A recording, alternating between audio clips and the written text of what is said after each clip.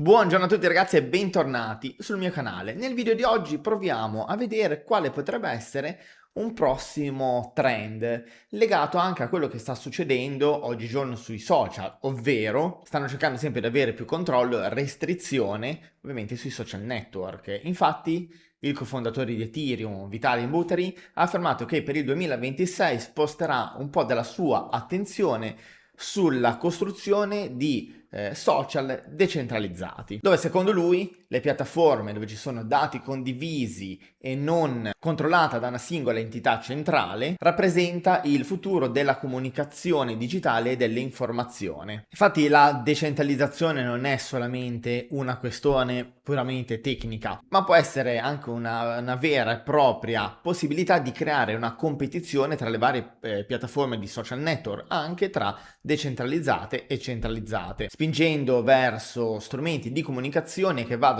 a favorire veramente l'interesse e l'usabilità degli utenti, piuttosto che metriche di coinvolgimento e di profilazione. Ovviamente piattaforme decentralizzate anche con dei token nativi esistono già da diversi anni, anche se poi molte sono considerate quasi futuristiche negli anni passati, e oggi magari iniziano a prendere forma. Bisogna anche qui andare un po' a scovare un social strutturato bene, user friendly e che magari abbia un token nativo con una buona, anche in questo caso, tokenomics, anche perché spesso le piattaforme di social fi che ci sono oggi hanno premiato principalmente chi aveva già capitale sociale o speculativo, senza davvero portare innovazioni di qualità dei contenuti o dei meccanismi di discussione.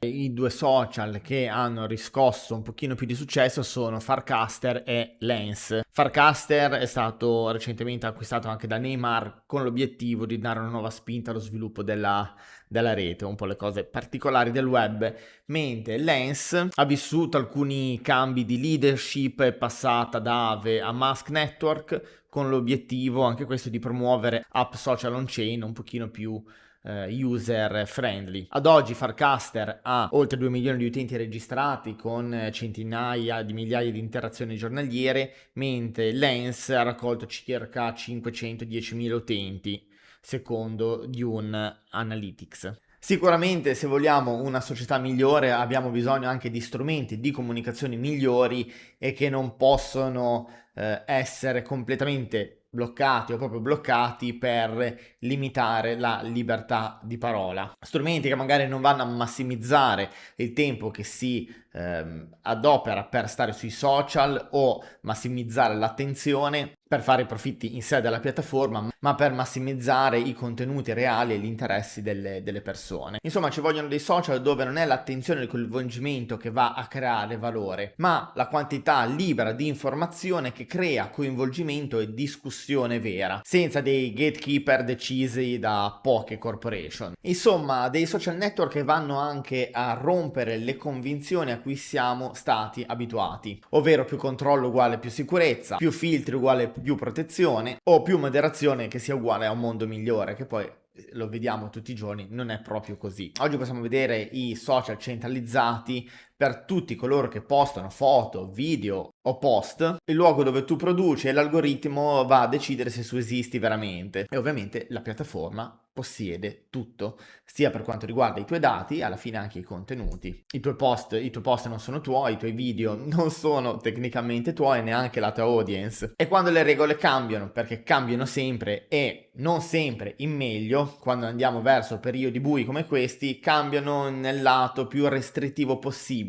E quindi magari oggi il volto che vedi domani potrebbe essere censurato, e non perché dice qualcosa di orribile, ma perché magari dice qualcosa che dà fastidio a qualcuno o all'algoritmo. E poi tutto, anche in questo caso, va verso una cosa: poter ridare alle persone il controllo dei propri contenuti e controllo anche dei propri dati che si vanno a condividere. Ovviamente c'è da dire che la decentralizzazione non elimina la moderazione, ma elimina il monopolio di questa moderazione. Ti permette di scegliere quale regole, quali filtri, quale ambiente. Come abbiamo visto negli ultimi anni, magari nei prossimi giorni vi parlerò del caso di controllo per quanto riguarda internet in Iran, ma molte restrizioni sono state introdotte sotto false spoglie della protezione, e molte magari Inizialmente lo erano davvero. Il problema è che quando crei un precedente e dai un potere a una sorta di monopolio e creata l'infrastruttura del controllo, è molto facile estenderla. Oggi è una protezione per i minori, domani è per il linguaggio, dopodomani è per le opinioni problematiche. Ricordatevi sempre che la tecnologia tecnicamente non è mai neutrale, va a decidere chi la controlla,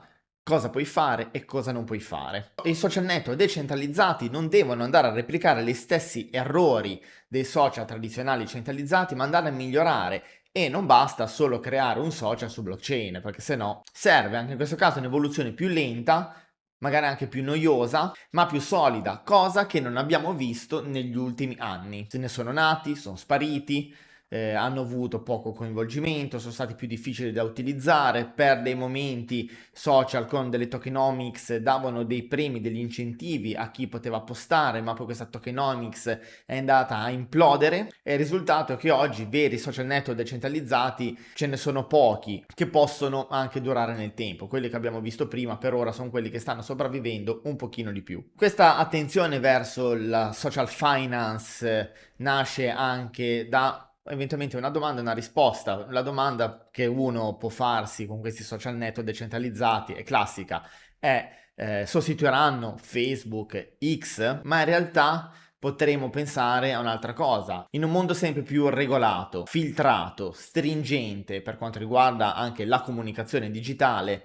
le persone vorranno e vedranno l'alternativa? Secondo me sì. Non tutti, magari non subito, ma abbastanza da creare un trend reale, che magari non sarà un'esplosione, ma un'erosione lenta del modello strutturale attuale centrale. Un po' come Bitcoin, in fondo, non ha eliminato le banche, ha solo dato alle persone un'alternativa. Ricordatevi sempre che ogni volta che la tecnologia restituisce potere all'individuo, inizialmente viene ignorata, poi viene derisa, poi viene ostacolata e solo alla fine viene apprezzata, ovviamente anche regolata. Oggi i social network decentralizzati li possiamo racchiudere con questa frase: sono noiosi, difficili da utilizzare, perché dobbiamo utilizzarli? Ma lo era anche internet agli inizi, lo era anche Bitcoin agli inizi. Se hai ascoltato quello che ho appena detto e pensi a Bitcoin agli albori, sono le fasi che ha vissuto. O lo erano persino i wallet crypto da chi voleva un wallet banking tradizionale. E un altro punto non è vinceranno, sostituiranno altri, ma è cercare di capire perché stanno nascendo e se ne sta parlando proprio ora. E quando lo capisci e rifletti bene su quello che sta succedendo e per succedere, puoi anche capire che non è una moda, ma semplicemente è ancora di più, è una risposta a un bisogno. Ciao!